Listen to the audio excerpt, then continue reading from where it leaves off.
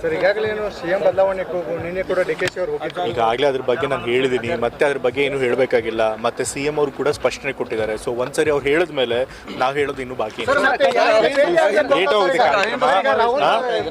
ಮೈಸೂರಲ್ಲಿ ಅಹಿಂದ ಸಮಾವೇಶ ಮಾಡ್ತಾ ಇದ್ದಾರೆ. ಹೌದಾ, ಕಾರ್ಯಕ್ರಮಗಳು ಯಾವಾಗಲೂ ನಡೀತಾನೆ ಇರುತ್ತೆ. ಅಲ್ಲಿಂದ ಪ್ರಾರಂಭ ಸರ್ ಅಥವಾ ಉತ್ತರ ಕರ್ನಾಟಕದಲ್ಲಿ ಮಾಡ್ತಾರೆ ಗೊತ್ತಿಲ್ಲ. ಈಗ ಸದ್ಯಕ್ಕೆ ಏನು ಪ್ಲಾನ್ ಮಾಡಿದಾರೆ ಗೊತ್ತಿಲ್ಲ. ಈಗ ಮೈಸೂರಿನಲ್ಲಿ ಆದ್ಮೇಲೆ ಬೇರೆ ಕಡೆ ಮಾಡಬೇಕು ಅಂತ ಹೇಳಿದ್ರೆ ಎಲ್ಲಿ ಮಾಡಬೇಕು ಅಂತ ಇನ್ನೂ ತೀರ್ಮಾನ. ಈಗಾಗಲೇ ಅದ್ರ ಬಗ್ಗೆ ಸಿಎಂ ಅವ್ರು ಹೇಳಿಕೆ ಕೊಟ್ಟಿದ್ದಾರೆ. ಅವ್ರು ಮಾತನಾಡಿದ್ಮೇಲೆ ಮತ್ತೆ ನಾವ್ಯಾರು ಮತ್ತೆ ಇನ್ನೇನು ಹೇಳಿಕೆ ಕೊಡೋದಾಗುತ್ತೆ.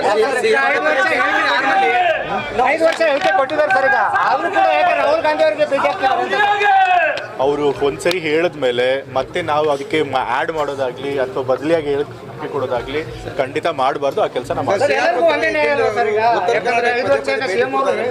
ಮತ್ತೆ ಅಲ್ಲಿಗೆ ಮುಗಿತು ಬಿಡಿ. ಸಾಮಾನ್ಯ ಕಾರ್ಯಕರ್ತನಾಗಿ ಸರ್ ಒಂದು ಮಾರ್ಮಿಕವಾಗಿ ನುಡಿದು ಮಾತಾಡ್ತಾ ಇದ್ದಾರೆ ಸರ್. ಸಾಮಾನ್ಯ ಕಾರ್ಯಕರ್ತನಾಗಿ ಎಲ್ಲರೂ ಕೂಡ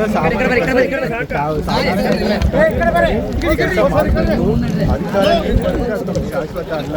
ಅದು ಮುಖ್ಯಮಂತ್ರಿ ಆದ್ರೆ ಪಕ್ಷ ಕಟ್ಟೋ ಕೆಲಸ, ಪಕ್ಷ ಹೇಳೋ ಕೆಲಸ ಮಾಡಬೇಕು ನಮ್ಮೆಲ್ಲರ ಕರ್ತವ್ಯ.